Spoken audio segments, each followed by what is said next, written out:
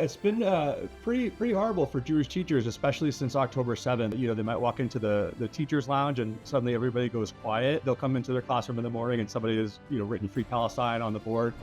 I was happy to identify as Jewish in high school and middle school. Kids today are not. They hide any signs of being Jewish. Parents need to pay attention to what is going on. They need to look through their kids' stuff, have conversations with them about what they're learning and doing in schools. Because some of it's really shocking. Well, joining us now to discuss how classroom bias is failing Jewish students and what can be done about it is David Smokler, Executive Director of the K-12 Fairness Center at StandWithUs. David, thanks for joining us. Thank you, Michael. Thank you. Very glad to be here. Tell us, what are some of the issues facing Jewish teachers today? Yeah, it's been pretty horrible for Jewish teachers, especially since October 7th. They're finding themselves often ostracized by other teachers. They might walk into the teacher's lounge and suddenly everybody goes quiet. They're finding their classrooms vandalized, and a lot of times they'll come into their classroom in the morning and somebody has written "Free Palestine" on the board. This is just teachers who are visibly Jewish, or kids know that they're Jewish, or other teachers. The teachers are finding that they have to actually deny any affinity for Israel in order to be considered sort of one of the other teachers. It's been a pretty brutal situation for them. And I know that you're hearing from many of them from all parts of the country and responding and giving them support. Let me ask you how schools ensure that potentially emotional topics like the October 7th massacre, for instance, and of course the war that followed, are being taught accurately and free of bias. Yeah, it's a real problem. I think, people have this sense that there's a curriculum and that teachers are following the curriculum. And so they say, is the curriculum biased? Is the curriculum pro-Israel? Is it anti-Israel? I think what a lot of people don't understand is that the curriculum is really a roadmap for what should be covered. And it doesn't give teachers day by day lessons, right? So the biggest problem that we're finding is teachers bring in lessons that are unvetted by anybody in the school. And so we're seeing a lot of biased lessons that are coming in just in terms of materials that teachers bring in. And it's been a real problem. And let me ask you about parents. What can parents do to make sure that their kids' schools are safe places for them to identify as Jews? Yeah, I think, now more than ever, I think parents need to pay attention to what their kids' teachers are teaching. That can be done often.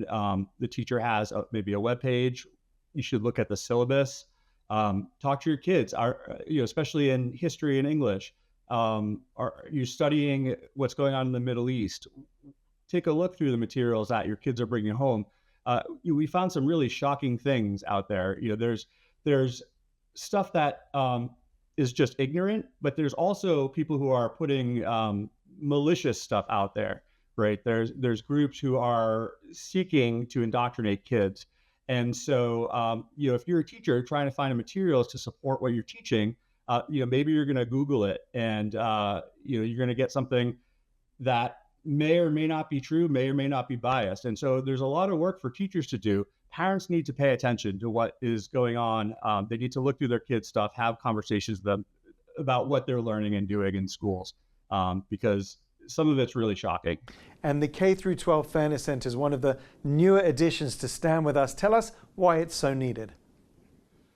Well, it's really needed because across America, kids are. When I was a teenager, I wore my chai, I wore my Star of David. I was happy to identify as Jewish in high school and middle school. Kids today are not. They hide any signs of being Jewish, and it's just mind blowing to me. And so people really need to be paying attention to this. Why is it that kids can't feel safe being Jewish in their public schools or private non-Jewish schools in America? And teachers putting forth biased curriculum that is supporting all these anti-Semitic tropes, it's a big part of the problem. So David, tell us the kind of support that you and the center can give to teachers. Well, so right now we're providing high quality professional development to teachers and administrators. We've gone all over the country. We've worked with a lot of educators so that they can understand Jewish identity, because if they don't understand Jewish identity, then they can't really understand anti-Semitism, and then they can't really prevent or respond to it effectively. So we're doing the professional development. We're also doing curriculum reviews for teachers and schools, and for parents who are concerned about curriculum issues, and also consulting for schools to help them do better in how they're preparing ethnic studies curriculum, genocide studies, Holocaust education, all of that stuff. We're also meeting with parent groups so that they can better maintain and build relationships with their schools and districts so that they can better help their districts prevent and respond to anti-Semitism. Super important work. Executive Director of the Stand With Us K-12 Fairness Center, David Smokler. Thank you very much for joining us. Thank you.